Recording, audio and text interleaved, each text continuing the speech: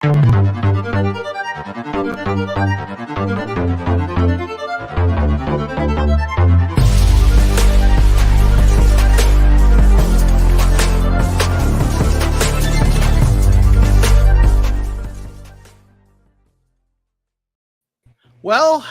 that was ugly.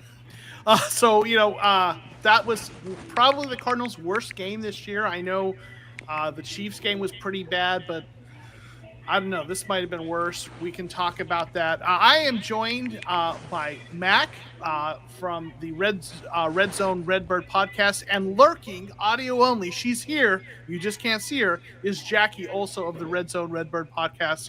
How are you doing, Jackie? Let's start with you. I'm doing pretty good. Can you guys hear me okay? Yeah, it's a little echoey, like you're in some sort of like kind of chasm, but we hear you. I'm in an empty room, sorry. Yeah, that's all right. Well, I think that's going to be what the Cardinals Stadium starts looking like this year. But Mac, aside from coughing up, how are you? I am drunk, and I thank you for having me on. Let me breathe for a second. Yeah. No, I appreciate you having me on, but yes, I did not know I was going to be on here until about an hour ago, and I tweeted out a pre-gaming thing by my fire out back. Right. Had a couple Coors Lights, and when I was about to jump on here, I gave my fiance a kiss, and my nephew's over here, and I went in to like give him a kiss, and I'm like, whoa. I don't know where my mind's at. So, I'm glad to be here and talk about Cardinals, and I appreciate you having me on. I know I'm not as good looking as Evan, but hopefully it could be just as fun. So. Neither am I, so there we go. There we go. Evan couldn't join us because some family stuff going on. So yeah, I think the way you've enjoyed this game or experienced this game is how a lot of Cardinals fans are going to be experiencing it with a few drinks this year with the way things have gone. So we're going to talk about the game, some of the things that went wrong, some of the I think we're, at least for me, I'm past the point of hope for this year. I've already come to the point where this season is kind of a lost cause, looking towards, okay, what do we need to do for the future? So what we need to do in terms of, the roster, what should we be doing this year in terms of who we should be playing? What kind of moves should we be making? So I'm looking ahead already. I kind of made my peace with that. So real quick, I'm going to say hey to some of the folks who are in the chat. We got Tony Height. Thanks for being here, Cardinals. He was hoping would win, but they didn't. Felipe Martinez, fire Keim, ha ha ha. Yeah, I mean, listen, those calls are going to get louder. They were already loud, but they're going to get louder, right? Silver Wolf AZ, thanks for being here. If you compare all the talent the 49ers have compared to Arizona, how can the Cardinals justify not firing Keim? We have Shalini Das. I hope we get a comeback. Unfortunately, we didn't. Who agrees? We lost. Tony's here. Jason Krell, thanks for being here. The front office is trash. Let's be real. It's not been good. We've got Silly Goosen. What a terrible game. Kills me on the inside. And to think about all the people who actually want Colt over Kyler is sad. There will never be an excuse for this team to score less than 21 a game. I mean, with the whole kind of Colt Kyler thing, I know there were a lot of people who were making that, that call for Colt to be the starting quarterback. And, the pumpkin, kind of turned, or the carriage turned back into the pumpkin, Cinderella's carriage. I mean, Colt McCoy didn't have a great game. Seems like, this might, this is just evidence that he is a backup quarterback. Kyler's not having a good season. There's a lot of things that need to get fixed. We can talk about that more. Real quick, let's start with some of our observations. We'll say hey to some of the folks in the chat. If you're there, hang in there. We'll say hey to you in a bit. Let's start with what we saw in this game. Jackie, what was your first observation from this game? First thing that stood out to you? Well, we know San Francisco is going to be a run-heavy team, and it really showed how poor our run defense is, and that's something that Vance should have addressed going into the game, and we didn't see any kind of adjustments or anything like that. Yeah, I mean, San Francisco ran for 159 yards and a touchdown, and it felt like more than that. So we struggled to stop them for sure. Mac, what are your thoughts? I mean, just going back on what happened this week with Benjamin getting cut, and I know the offensive line is missing four of its five starters. But for Keontae Ingram and James Conner to combine for 19 carries for less than for 61 yards, you're averaging about 3.5 yards a carry. Benjamin averaged over 4 yards a carry. We're apparently we're not going to know on Hard Knocks what happened. That's I guess what the word is coming out now.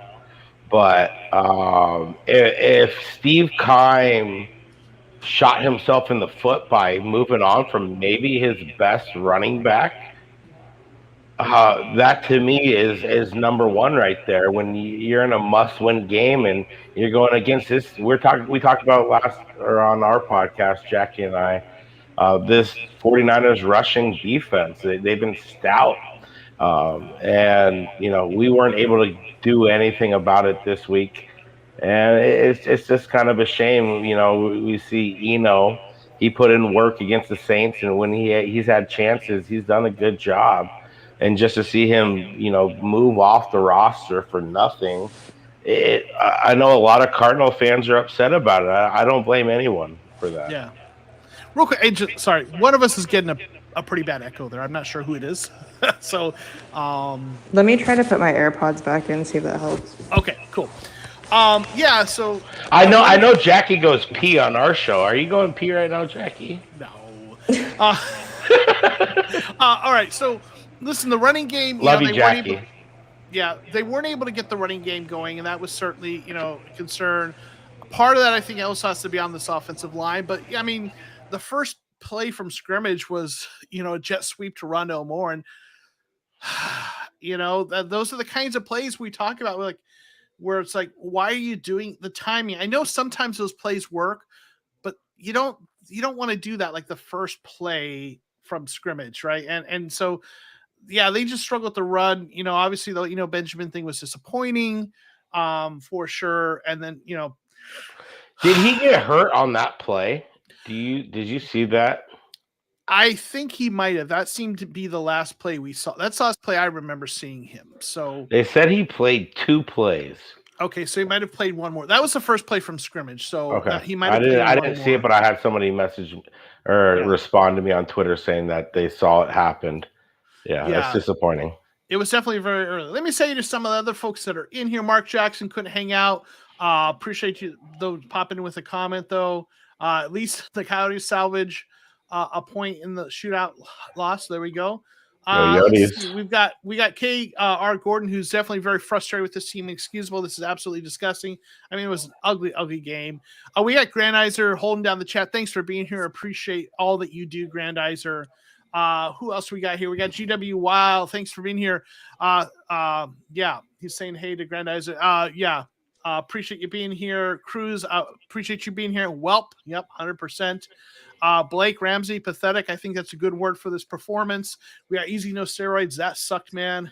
I agree. We got Calvin. Thanks for being here. Props to Jim and G and the 49ers. They beat us fair and score. Yeah, I mean, they played really well. I mean, you can't take anything away from them. Great game by the 49ers.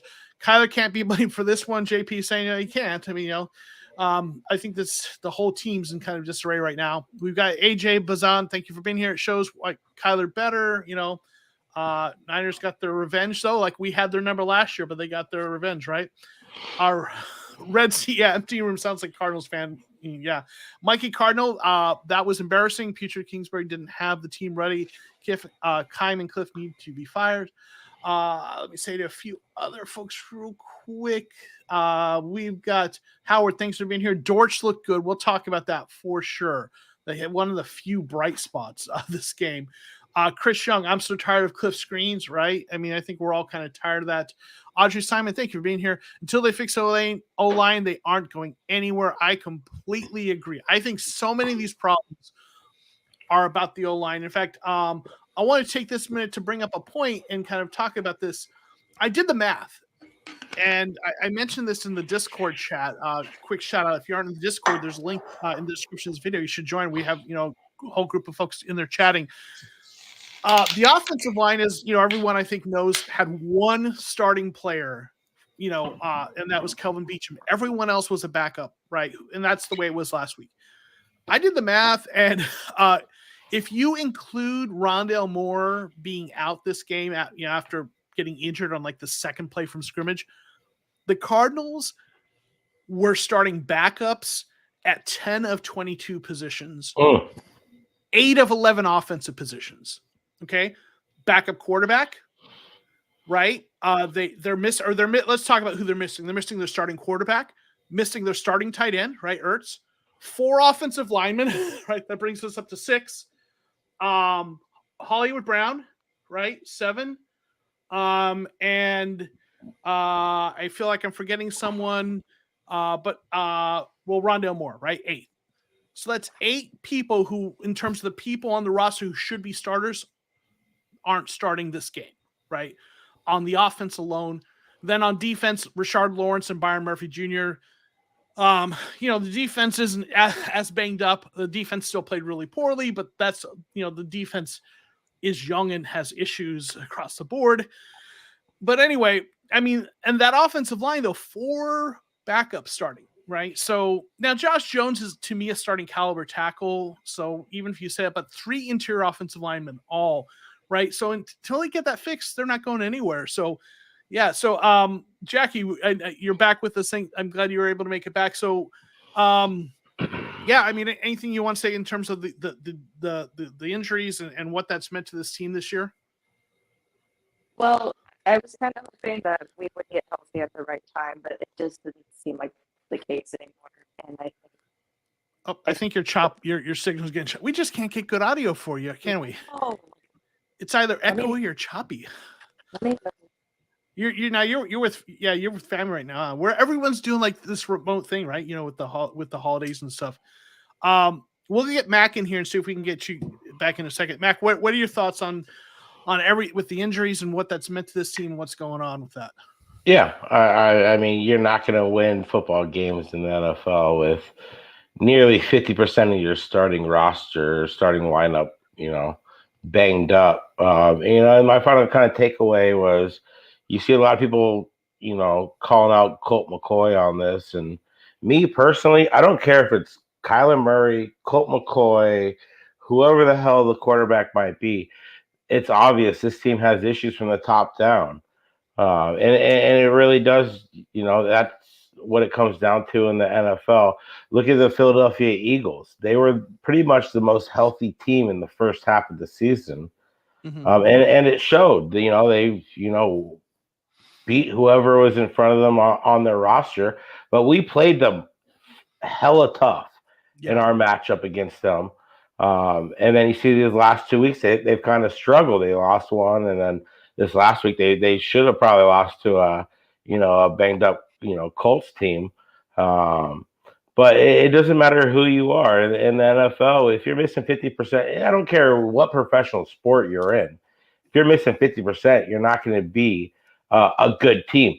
But 38-10 and the defensive lapses and just the lapses in general are just inexcusable.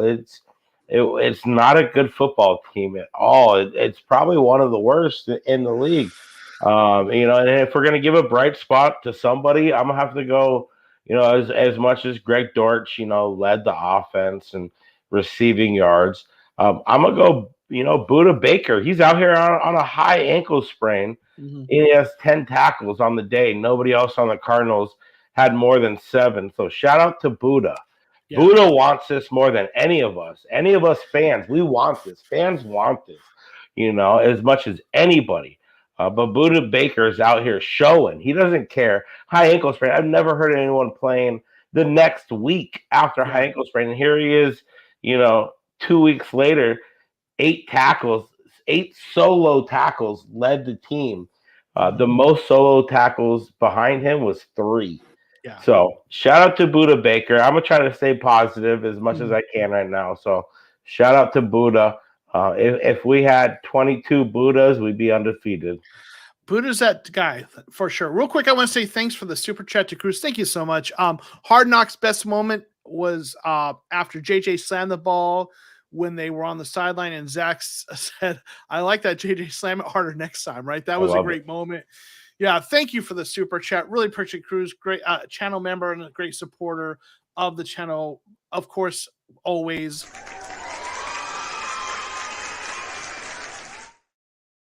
Yeah, Buddha's the man. But you also mentioned and Jackie had to is having some audio issues, and she mentioned with she doesn't want to wake everyone else in the house, so she's gonna be with us again next time. But thank you for popping in, Jackie. We appreciate you. Um, but Greg Dortch had a heck of a game. He was so good. I mean, there was, there were maybe one or two plays. There was the one where he kind of maybe didn't run the right option with the route, and there were a few little mistakes. But most players make one or two mistakes. But the guy just made so many great plays, so that he was definitely a plus. There weren't a lot of other pluses. I mean, Hopkins was good early. He was a little bit quieter late in the game, but I don't think that's all on him. A lot of that had to do, I think, with the offense, just couldn't get anything going. So, there's that. I want to thank you. So, Marcos Prada has become a channel member. Thank you so much for doing that. Appreciate you. Marcos is a great dude. Writes for AZ Sports Underground. And What up, Marco? We had him on last week. that's right. He was on your podcast. And yeah, so good stuff. So, for sure. Let me say hey to some of the other folks that are in here while we get a chance. Troy Honecker, who's usually with me on Tuesday nights. As a programming note, because of the holiday week, I won't be doing a live stream tomorrow night, Tuesday night. We're just doing tonight. Troy, I'm disappointed and annoyed by local media types going on the cult narrative just in bad faith.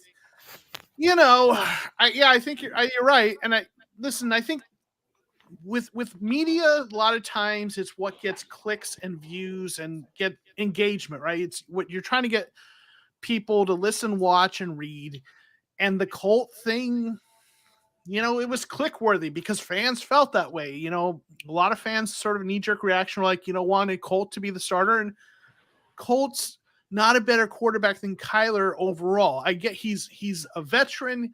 He's seen it all. There are certain things he does better than Kyler, but Kyler, you cannot be a contender with Colt McCoy as your starting quarterback. I know some would say you can't with Kyler. I think if you get Kyler right, you can be, but Kyler's been off, and they got to figure out how to fix that. Colt's a great backup, but I just think the media kind of have run with that because that's what the fans are running with, and that's how it's going to go. But yeah, I agree. John Dunn, thanks for being here. Honestly, of course, I want Kyman Cliff fired, but the players think I'm not sure how else to say it. Fire these players. I mean, they need to, again, remember, a lot of these are backups. They need to get some things right. I think if they had all their starters, this would be a competitive team, but they don't. But that's part of the issue. They've got players that may be a little more prone to injury, a little bit more advanced in years. They've got to make some changes for sure, right? We got I always don't know what that 3 is. It Viper, Visor, I don't know. Lara, thank you for being here though. Geez, who's first? Thanks for being here. We got Wolflangus. Vance's zones defense is bad. I know a lot of times those soft zones really kind of are frustrating, right? We got Coach T Bates, 49ers legit. Let's go on. Congratulations on the win. Your team, good game. Got to give you credit. So nothing to say bad about how your team played. You all won it. And you earned that win. Let's see. Derek, thanks for being here. Derek McCauley. No running back is going to be good behind our line. I agree. I think, I mean, I know a lot of people, I saw a lot of people in like my Discord kind of, that are James Conner is this, that, and the other. And James Conner's a good running back. He's a power back. He's not a speed back, but he's a very good running back. And if our offensive line was working well, if it was healthy, we'd be able to run the ball because we have been able to, right? So for sure, that's the biggest issue. Lance, thanks for being here. Appreciate Lance, longtime supporter of the channel. Joe said it best. Our starting 52-man roster looks like Swiss cheese. Walking uphill both ways in the snow to school, hard for any team to win given the situation. I agree. All right. We'll get back to the folks in the chat in a minute. Okay. What are some players that you think, like, who do you want to see more of down the stretch, Mac? So, like, in terms of the remaining games seem like they're an audition for next year. right? It's getting snaps for some of the players that we want to be a bigger part of the offense. We want to see more from. What do you want to see in the remaining weeks of the season in terms of what they're doing, who they're playing? What do you want to see moving forward? I think number one, I'll start with Trey McBride. He had four Okay. catches today. Career high in catches, only had 14 yards. We need to see more of him. Hopefully, more downfield. He was the best, rated as the best college tight end in collegiate football last year. So I think first and foremost, when you spend a second round pick on a tight end, that's probably who you want to see more often than not. And then also, I don't have the snap counts up with me currently with Myjai Sanders and Cam Thomas, but it's gonna really be a lot of those young guys who I want to see or need to see more often than not. Even the Christian Matthews, at cornerback, I would like to see a lot more from him. I know he got some reps a few weeks back, and I'm not sure. I didn't see him out here tonight, but really, it starts and ends with me with a lot of these young guys. I don't know. How do you feel? Who's on the top of your list? Yeah, I want to see more McBride. We're going to see more McBride, right? Because of the injury. So I want to see them use him more in the game plan, target him more, see what he can do. Definitely, I agree. The outside linebackers, I want to see Thomas and Sanders, right? I want to see a heavy dose of them. I want to see, I want to see them. For me, I want them to start Marcus Golden and Cameron Thomas at the beginning of the game and rotate in Myjai Sanders and get him in for a lot of snaps. So those three have combined for the majority of the pass rush snaps. I want to see Tristan Hill, the guy we picked up from the Cowboys, get him in at defensive tackles. See what he's got for us. So I want to see some of those guys. Obviously, I want to see more of Dortch. Keep Lacita Smith in there. Let's get him some snaps playing, see what he's got. Absolutely want to see all those young players in there. Even if it's ugly, right? Yep. Because you got to get it's already snaps. Ugly. Right. Yeah. It's already ugly. Get them snaps, get them in there, get them ready for next year. Right. So absolutely that I agree with you. Yeah, good. It has, and I know he doesn't get talked about much, but I love Marcus Golden. I just want to say that up front. Yeah. But am I the only one who's been very disappointed in his production? Even if you're not getting sacks like he was last year when he was leading the league in strip sacks and fumbles at a point, we're just not seeing any production from him. And it's disappointing because entering the season, I felt like this guy deserved almost a pay raise. He's only getting $3.5 million this year. And we kind of thought maybe is he holding in, to start the year? And in reality, it's been a good decision not to pay him. I think he might be one of my most disappointing players this season. And it's unfortunate to say, a guy who wanted to be here, and he vocalized that, and he came here and he had a hell of a season last year. And, we're just not seeing it. And like you said, we got these young guys on the outside, and for better or for worse, I mean, what does it hurt to see them more over, someone like Marcus Golden, who's getting 70% of the snaps, 75% of the snaps consistently. Yeah, I mean, I love Marcus Golden too. That's the one Cardinals jersey I have. The guy loves being a Cardinal more than anyone else. And he's had a bad season. He just has. So that's rough. They gave him a little bit of a pay raise. His contract isn't huge. It's not, it's not too onerous, but they gave him a little bit of a pay raise and extension. But at the same time, no one has been consistently good at edge. So I want to see the rookies, but I still want to keep Golden in there as part of that rotation. He's a guy who's got three double-digit sack seasons in his career. So the guy can play. He is having a down year, but again, I think the whole defense is, and sometimes, if no one's producing across from him, it's easy for them to kind of scheme against him. So I'd still keep him in there, but I hear you. It's been a disappointing season. I definitely agree with that. Let me get a couple of super chats. Thank you, Jason. Joe, clean house, personnel problems they gave up. Listen, it was an ugly game. I'm always a preach patience kind of a person, so I'm not cleaning house completely on the roster.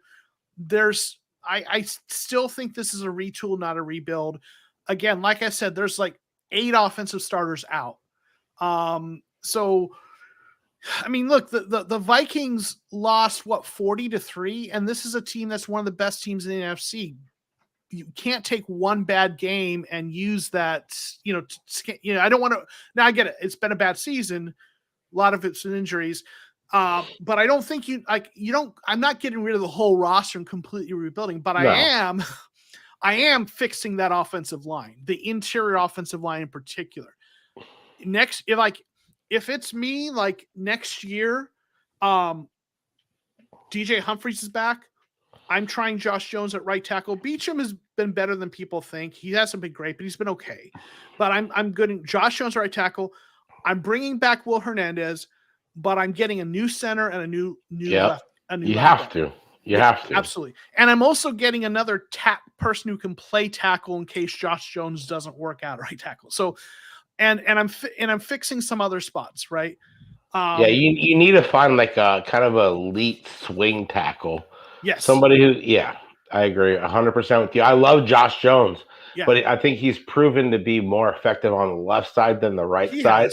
So I don't know how much you can just go in there with him being, this is our guy. I would love for him to go in there and, we're going to give him the job 100%. In year 4, he needs to be that guy. Mm-hmm. He dropped to us in the 3rd round, and we all on Twitter, wanted him in the 3rd round, and it turned out. Yeah. But you do have to have a replacement for him just in case. Yeah. Just in case. Yeah, like I said, I'm giving him that chance at right tackle. Yep, I agree. I'm having someone behind him who I feel like could start if needed. 100%. I agree with it. Yeah, for sure. Lance, again, thank you for the super chat. I know we disagree, Joe, but Connor has to catch with you. So we're talking about the throw, when Colt McCoy threw it and Connor went off his hand for the interception. And we talked about it in the Discord. And I say, I don't think we disagree as much as you think, Lance. I think I think you say, that's all on Connor. I say it's on both of them. Colt didn't put the ball in the good spot. It was a bad throw behind him. At the same time, Connor needs to make that catch. It's a catchable ball, but a bad throw. And those things aren't mutually exclusive, right? So I just think, a better throw and Connor does catch it. A better attempt with 2 hands and Connor does catch it, right? So at the very least, it cannot be intercepted. Right. It wasn't so egregious of a pass where it should be intercepted. Yeah. So to me, it's on both of them. A better throw and it would have been a catch, but we've seen Connor make catches like that before. So Connor needs to make that catch, and it was a bad throw, right? I agree on both. I don't think those things are mutually exclusive, but yeah. Cruz, thank you again for another super chat. Where is this bye week at, man? We need to get healthy. I think it's week 13, right? So if I'm not mistaken, so we got a couple weeks left, right? Yeah. So Chargers next week, and then the bye. Okay. So yep. Chargers next week. I mean, the Chargers are a good team. I know they've struggled some, but they've been getting healthy now too. They got Keenan Allen and Mike Williams coming back, and now Joshua Palmer. Those top 3, those wide receivers right there. As much as I have been praising Marco Wilson, I think he's done a tremendous job compared, year 1 to year 2. This is gonna be probably the toughest test on the Cardinals secondary coming up. If we have a healthy Keenan Allen, a healthy Mike Williams, even though Mike Williams came back with from an ankle injury, hurt his ankle again. But even Joshua Palmer, 2nd-year guy who's proven to be, very, I don't even know what the word is, but he could take it up off the top. So this is a fun matchup coming up. Unfortunately, we are 4-7. Yeah. Marcos with a super chat. Thank you so much. You guys have a good night. I'm going to go learn about black holes and neutrons start now. Good night, guys. Well, I think that the right now the Cardinals season feels like a black hole, right? So let me say hey to some of the other folks in the chat. I'm trying to get to everyone at least once. Jordan P. Vance was playing man coverage on third down when Jimmy is 13th versus man, 22nd versus zone. It's as if he purposely wanted to lose. Well, I don't think he wanted to lose, but that seems like you'd think they would maybe.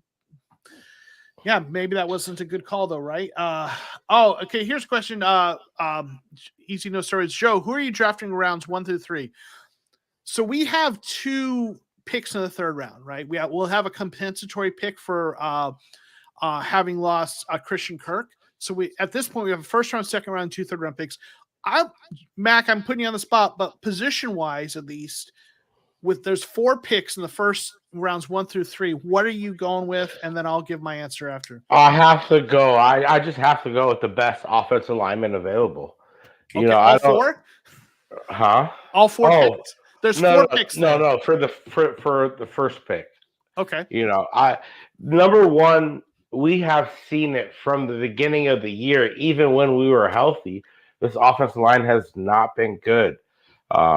It has to begin in the trenches, one way or the other. NFL is still determined, both sides of the ball. If you win the trenches on offense and win the trenches on defense, which the Niners did with ease tonight on both sides of the ball, you're going to win with ease. I love Hollywood. I love Hop.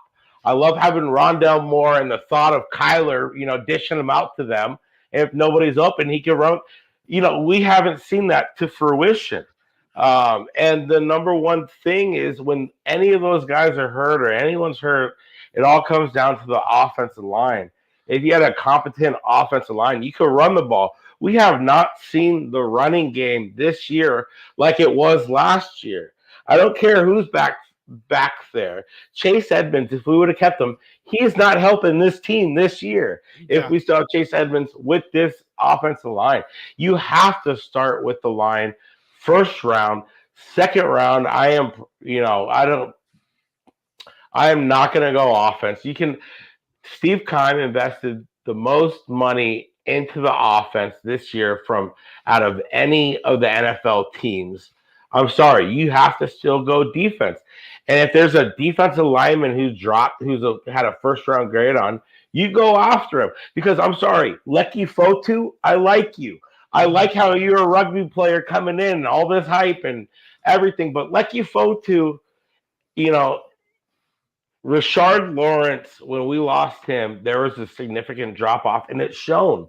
Lecky Fotu's playing a lot of snaps, and he's not that guy. I'm sorry, he's not. And if we do have to draft an outside linebacker in the second round to compete with Maje and Cam Thomas, because I don't know, is Marcus Golding under contract this year? Yeah, they extended him. Yeah. So he's on a contract next year? Okay. But I think that's where you have to start. I would spend all 4 fucking. Excuse me. I know you got sponsors. Our podcast doesn't have sponsors, so I don't have sponsors. It just affects. Excessive cussing can affect AdSense, but a few here or there is fine.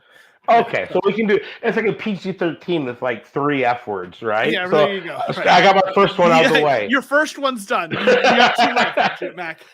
Yeah, so you have to be in the trenches first and foremost.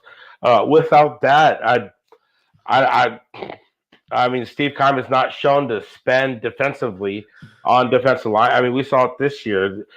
At the end of last season, the defensive line was not good. We were getting, tore up in the ground game. And what do we do this offseason? Not much. We bring everyone back. We expect Rashard Lawrence and Lecky Fotu to take that next level as young guys entering year 3, year 4. And we just haven't seen it. You have to invest into the defensive and offensive lines because I like our secondary. I like our wide receivers. I like our outside guys, and I think our linebackers have been decent. And I don't love Tanner Vallejo and Ben Neiman getting all these reps. But you can't spend. I mean, Steve Keim's already spent 4 first-round picks on linebackers in the last 6 years or something. Yeah. Something crazy, 3 and 5. So you have to go the lines first and foremost. Yeah. So I when it comes to the draft, I try to pay a lot of attention to like there's certain rounds where you find where certain positions you tend to find them there, if that makes sense. It's a good Of place to course. draft them. And there's certain like you won't see me ever advocate for taking a running back in the first round because Of course. Yeah. yes, I get it. The running back, and there's the guy everyone's talking about. The guy was is he in Texas? The one running back or whoever it is that who's like Bijan Johnson who's generational, Robinson. right? Yeah. And I don't contend that he isn't all that, but I just don't believe in philosophically taking running backs early because of the how long their careers are and so on and so forth. But so I try to pay attention to where kind of the sweet spots are in the draft for certain positions, and where if you take a player at this, what position wise. So that goes a lot into my thinking on this question. A lot goes into it. So for me, in round one, I'm taking the best cornerback still on the board. I think first round is a good first and second rounds are where you want to get your cornerbacks typically. That's where you find your good ones. I mean, I get you can find them anywhere, but that's first round is a good place for a cornerback. Second round, I'm going with the best center. And if I'm going to try to get the best center in the nation, and if I got to trade up a little bit to get that guy, I will. If I miss out on that guy, though, I think there's two centers people keep talking about that are pretty good. So I'm getting a center in the second round. And with both of those picks in round 3, I am taking interior defensive linemen. I'm getting one defensive tackle. You gonna pass me one there, Mac? Thank you. Sorry. Yeah. I'm getting a defensive tackle, and then I'm getting someone like Rashard Lawrence kind of size, right? And then I'm getting a defensive end like a Zach Allen. So I'm shoring up that interior defensive line in the third round. I'm getting my center of the future in round 2, and getting a number 1 corner in round 1, and I'm doing something at guard in free agency. So that's me. That's what I'm doing with those picks. So it's hard to say because you want to take a center in the second round, but it's like who's going to be out there? There's a couple good centers if out there for that are second. Or like let's say you get a top 10 pick. Is there a top 10 cornerback that you think is viable? Ringo, I haven't looked a lot at the draft yet. I just have looked a little bit at the prospects. I know I haven't looked at all. Yeah. Ringo is the guy that is the number 1 cornerback. He'll be gone within the top 10, so he might not even be there when we pick. But there's a couple other guys that are projected to be first round cornerbacks. Do you think that it's because the corner depth we're lacking, or do you think that you're legitimately watching this team and you're thinking over and over again, this team needs a cornerback one? Because I've been very impressed with Byron Murphy, and I think Marco Wilson has shown a lot of signs as well. I like what we've seen from Murphy. I think Antonio Hamilton is, I know he didn't have a great game today, but he's had a really good. I agree. He's been really good. Marco Wilson has been getting better. And then we have Trayvon Mullen we trade for, who we haven't seen much from. Maybe they bring him back. I like what I've seen from some of those guys, and I think our cornerbacks have overperformed from what people expected, even as bad as things are. Like even tonight, not that they had great games, but it was the tight ends and running backs, who, or at least before it started piling on, were really killing us now, and the running plays. Now, eventually the receivers got into it too, but I still, though, want to invest in getting a number 1 cornerback. Like imagine if you get a true number 1 cornerback and Byron Murphy is your number 2, and then like Antonio Hamilton and Marco Wilson are your 3 or 4, right? Keely Ringo, right? And so an elite corner, right? This team makes me drink. Quote from Mac, right? Yeah. So I was like, did I type that shit myself or? So for me, it's not that I don't like what I've seen from Murphy, and Wilson's playing better than he had been, and I like what I've seen from Hamilton this year.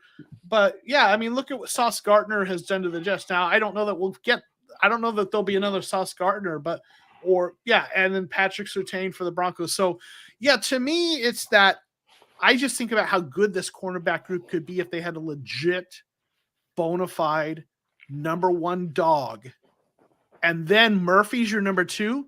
all of a sudden that's a really good cornerback group, right? And I don't disagree. I just look at the Broncos front Yeah. seven, the Jets front seven, and they had the ability or flexibility Mhm. to not need to invest in those Yeah. as much as I think the Cardinals do. Without Zach Allen and JJ Watt, who's making a play on that Right. defensive line? Well, that's like I said, that's why I'm in the third round. I'm getting 2 defensive interior, but you can get good interior defensive linemen in the third round. And we saw that with Rashard Lawrence and Lecky Right. Fotu. Well, That's Rashard, exactly kind of what they did. I mean, Lecky Fotu hasn't been good, but Rashard Lawrence, unfortunately, he's been injured. But when he's been healthy, if he were healthy, he's a legit starting nose tackle. He was really good. Zach Allen, I know it took him a couple years to get there, but Zach Allen was a third round pick. So to me, that's why I'm going both of those third round picks, interior defensive linemen, even if only, even the laws of averages with draft picks, you say, okay, we'll assume one of them pans out and the other one doesn't. You've got to take your shots on those guys, but that's why I'm going there with that.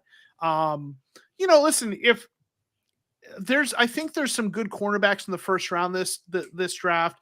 If there weren't, I wouldn't mind going the interior defensive line in the first round. I just feel like, again, looking at the value, where the value tends to be in the draft, yeah, you can find good defensive tackles in the first round, but you can also find them in the third round. But cornerbacks, first round cornerbacks, that's kind of where it's at, right? Then you'd have to at least invest in free agency wise on the D line, then, which you have to do. And unfortunately, we did not see that this offseason, which I think is why a lot of fans are pissed off. Like, we kind of saw this coming, and we saw it come to a head tonight. They were kind of able to slam it down our throats at will. Yeah. No, that interior defensive line hasn't been as bad as we feared, in large part because Zach Allen has really taken a step forward. But with injuries now we're playing, guys like Ledbetter and Dogby who are struggling, and Fotu's playing way too much for, so yeah, I definitely want to shore that up with a couple picks there for sure. Let me say hey to some of the other folks that are in here. We got Philly Sports Talk Podcast. Thanks for being here. What's up? Appreciate you dropping by. We got Dominic Gregory. What's the cap situation this offseason? I looked at that. And the cap season, there's cap room, but we've got guys like Zach Allen and Byron Murphy we're going to need to sign. And if we want to extend some other guys, a lot of that's going to get taken up. Let's just say there's enough cap room to extend the guys we want to re-sign, the guys we want to bring back, and maybe sign a few budget value free agents. There is not cap room to go hog wild in free agency. Can't wait. Yeah, right. Derek saying bring back Isabel. Yeah, we're not gonna see that, right? Louis Padilla, thank you for being here. Appreciate channel member. Thanks for dropping by. There's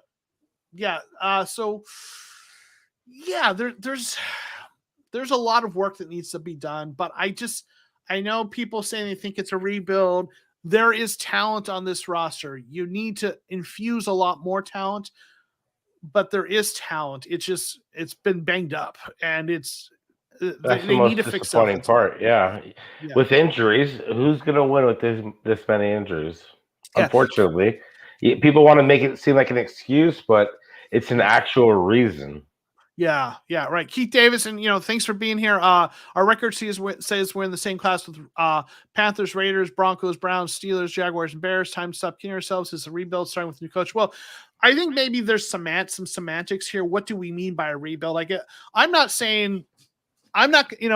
still preaching patience. Like, I want to see at least through the rest of the season with Cliff. I don't want to fire him right now. Let's see what happens in the off season. But I'm not going to say, I'm not going to argue against firing him either. I'm kind of at that point. But in terms of, for me, a rebuild means you're tearing down the roster and getting rid of all your veterans and trying to just, completely. And this roster is not. Those don't work in the NFL. Yeah. What full rebuild? Right. This ain't baseball. You don't have minor league system.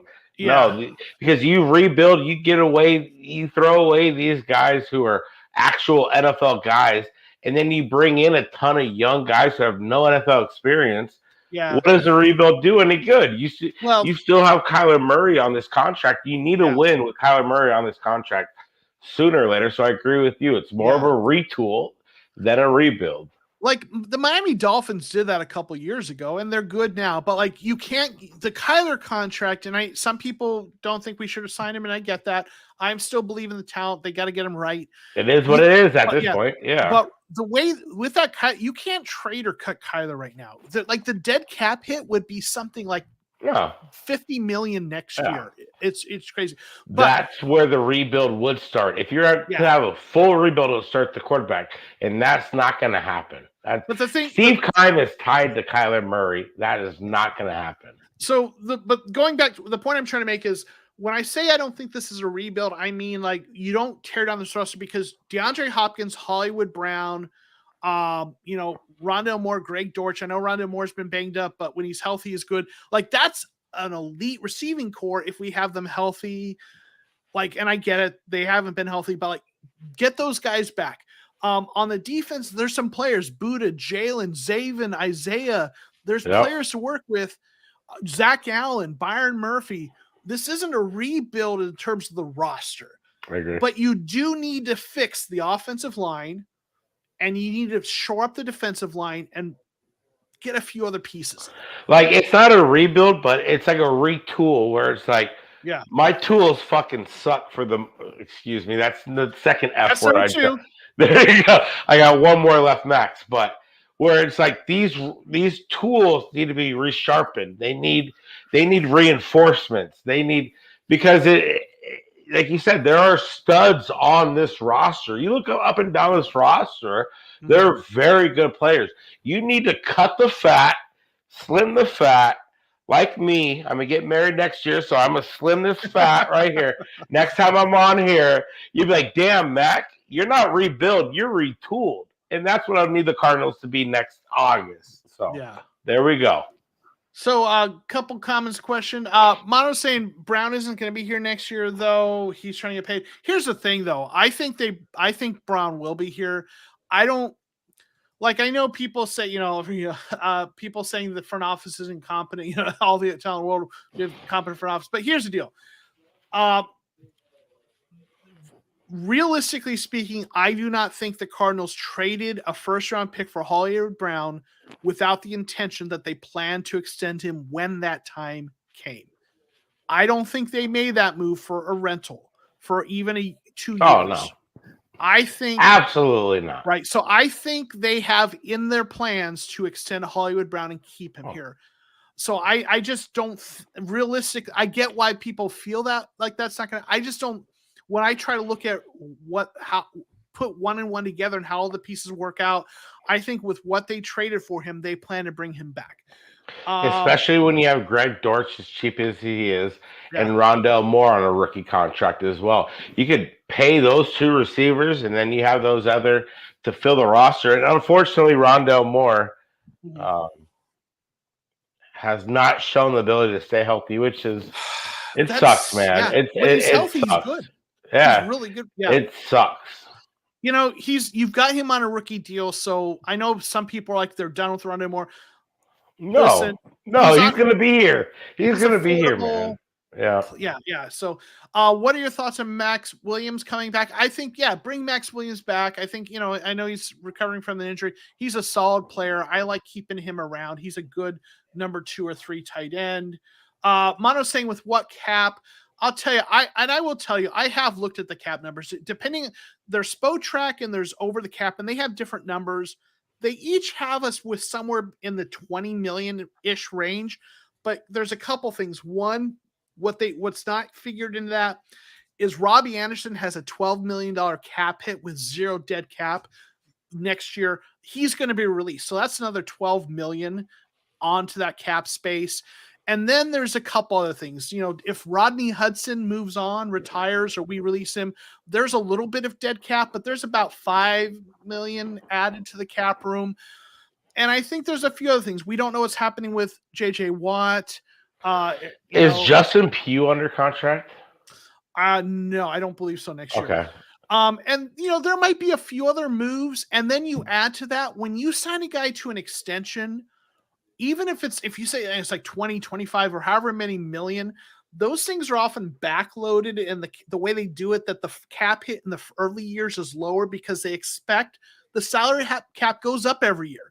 So they backload them, expecting that by the time year 3, 4, and 5 those deal comes around, the cap will be bigger and it'll be manageable. So they can bring back they can extend Murphy, Allen. They can figure out what to do with Hollywood Brown.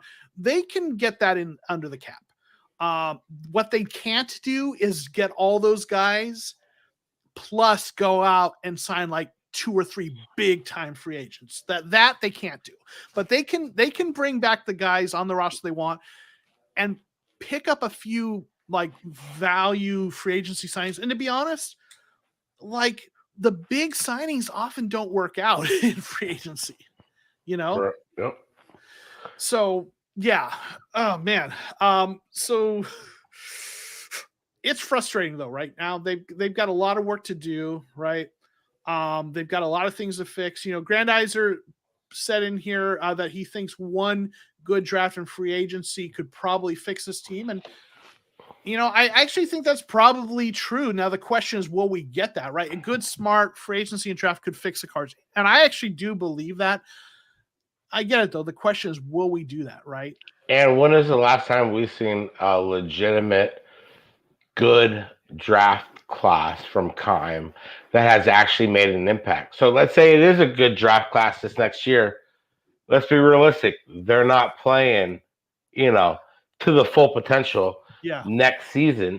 It just is what it is. We've seen it time and time again with these rookies. As much as we have to, down the line think about, okay, this is actually a decent class or not. To count on them in year one is not something that we have been afforded to. So I would not count on that, unfortunately. Yeah. Robert is asking, will Vance Joseph be here next year? If Cliff Kingsbury is, yes, I think so. If he isn't, then no. I think I know there's some people who think that that Vance is going to be the scapegoat. Neither side of the ball has played consistently well this year, and I think Vance has done a good job with the personnel he's had to work with, and with a defense that's having to play, when being on the field way too much because the offense can't stay on the field. So, I think a lot of it comes down to the end of this season. Yeah. We saw it today. They gave 38 points. It looked like that defense gave up by the fourth quarter. If they look like they give up here in the next 2, 3, 4 games, a handful of those games down the stretch, I don't think anybody's job's safe. And, Michael Bidwell didn't handcuff himself to Vance Joseph. He can't handcuff himself to Cliff Kingsbury and Steve Keim. Yeah. So if that is the scapegoat, we will see. But I do think that is still up in there. If you give up 38 points to this Niners team, they have not been putting up that many points all season. And you keep doing that down the stretch, sooner or later, somebody is going to be the scapegoat. And I do believe Steve Keim and Cliff Kingsbury are tied together. So unless you're going to, Steve Keim does not deserve that fourth head coaching hire. So hopefully things will get right. But I do still think maybe Vance Joseph is up in there, as much as people have loved, have backed him. It seems like this year, and say this is a very good defense. It's not a very good defense. It has maybe played better to our expectations, but all the numbers say it's not a very good defense. Yeah. And we've got like 3 or 4 people kind of saying, I think Cliff would be a better coach with an offensive coordinator. So it's another set of eyes and voice, reason to go a long way. Not many teams run with no OC. And we got a couple folks, right? Chris Young says the same thing. Other than O-line, my top option priority is an OC for Cliff. K.R. Gordon saying the same thing. Said this Cliff first year we need a proven OC. So I think a lot of people, Mr. Mono doesn't think he's a good field general, and that his cap might be offensive coordinator. And I mean, I used to be in the camp of no, he doesn't. Maybe he needs someone to help him with the game planning and stuff. But you brought him in and call plays. But I am shifting towards maybe you do need an offensive coordinator in here to work with him. And Audrey's saying he doesn't want an OC, and he was on record as saying he didn't he wouldn't give up play calling in the years past. But then this year or this season, there was a point where he was asked again if he would, and he said he'd do whatever it takes to win. So I think it's at this desperation point where maybe he's open to that now. He doesn't want to, but I think he maybe, but if there may be a point where, whatever saves your job, right? Where that's the only way to keep your job, right? And in Cleveland, we saw, what was it, Sean Whipple or whatever was acting head coach, but it was Sean Kugler who was the one who actually called the plays. But if you have Cliff Kingsbury, an offensive guru, who isn't calling your plays, and he isn't a very good head coach to begin with, considering he got fired from his alma mater, what is he here for? If he's not calling, he's a play designer. So you're essentially just a play designer during the week, and then you give the play caller, okay, these are what I would do. Here are the options. So that is, but at the end of the year, everything is up for grabs. I don't think there's anything that there who are knows? A lot of. I mean, there are a lot of though. Like Kyle Shanahan is a guy who is that kind of head coach who's supposed to be that brilliant play caller or whatever, but he has an offensive coordinator. Sean McVay has offensive coordinators, and we say Cliff isn't a good coach, but I don't know. Maybe with an offensive coordinator to help clean up some of his tendencies, maybe he is a good head coach. I know we all have this negative opinion out in the public about Cliff, but I think those opinions are sometimes very narrative driven. So I don't think it's out of the realm of possibility that if you had an offensive coordinator that I could buy in, because he's a player's coach. Right. You never hear anybody leave here talking shit on Cliff Kingsbury. Yeah. So you would think after 4 years you would hear somebody come up and bash him, but no, I do agree with you. If there's an offensive coordinator, it might go okay, because he relates to people. He's a people person.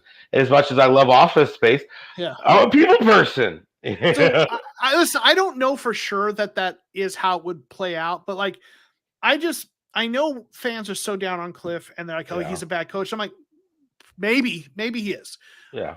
But he might not be because, maybe when you have 10, 50% of your starters out, how do you know? Maybe if he had someone call, who was an offensive coordinator who didn't, who kind of, how Cliff can't help himself but call, screen passes on 4th and 3. Yeah. So maybe if you had someone to kind of help save him from his worst tendencies, maybe he is.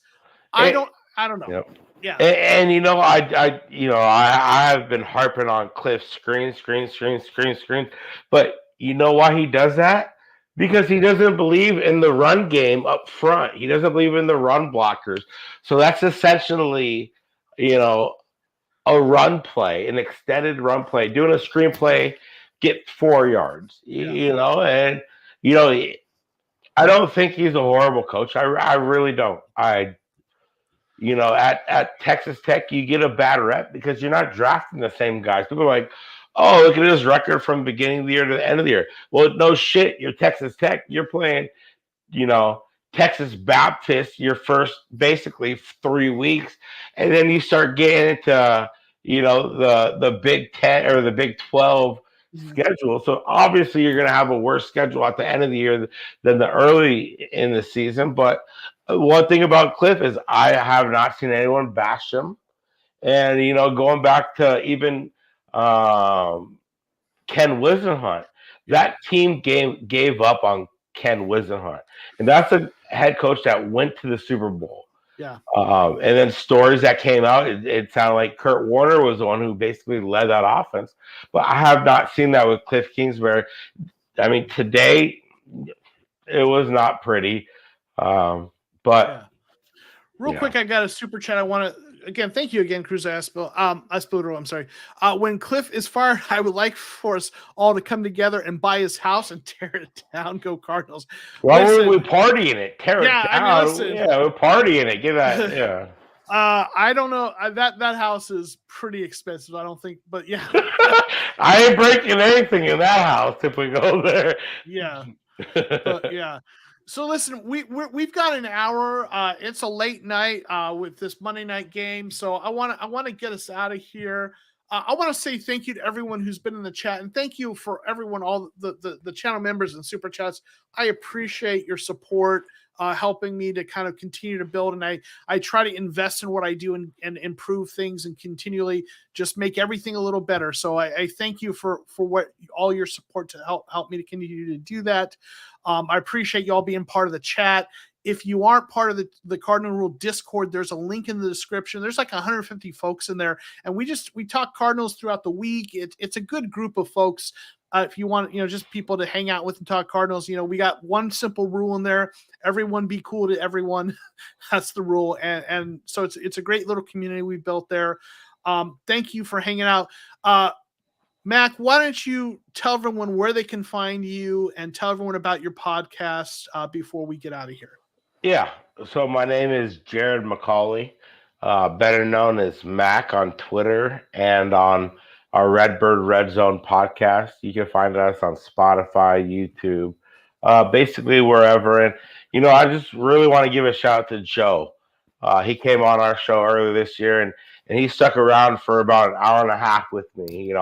He didn't have to do that, but I picked his brain, and we don't have a lot of people in this community. A lot of people are trying to get the likes on Twitter or whatnot. But I just want to give a real shout out to Joe. He's a real good guy, and if you guys haven't talked to him or investigated his mind yet, do so, because he's an open book. He really is the best out there in this community right now. And I'm just really blessed that you're able to, think of me 10 beers deep and be like, I want Mac on my podcast. So, no, I thank you, Joe. You're the best, man.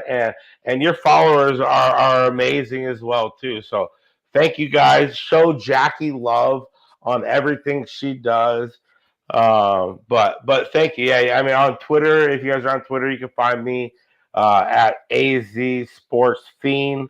That's FIEN. But no, I'm over the moon that you wanted to have me on. So thank you, Joe. Appreciate it. Thanks, Jared. That means a lot. I'm like gonna cry here. Thanks for the kind words. We'll talk later, bro. Yeah, yeah. Thank you. I really appreciate that. That means a lot to me. I love what I get to do here. But I also really have been intentional that I want to help build a community. And like when there's other folks who are doing, like you and Jackie and other folks, that's why I have so many folks on here, and I want to help you all as well. Right. So, so I appreciate that a lot, Jared. So thank you everyone in the chat for hanging out. Thank you for all your support. And Jared, thank you for jumping on short notice. Jackie, I know you had some technical difficulties, but appreciate you hanging out in the chat, and make sure you check out the Redbird Red Zone podcast. They do some really good stuff, for sure. Chris Young is proud of you guys for saying under the swear limit, right? So proud of me, yeah. Yeah, for sure. Yeah. So listen, I know 13, we made it. Thank you. Right. I couldn't get to all the comments in the chat. If I missed anyone, I apologize. I tried to get everyone once, but thank you all for being here. I'm going to put up my shout out for the channel members, and I've got a new person I think I'm going to have to add to that after this. But thank you all for your support. We'll see y'all later. Peace.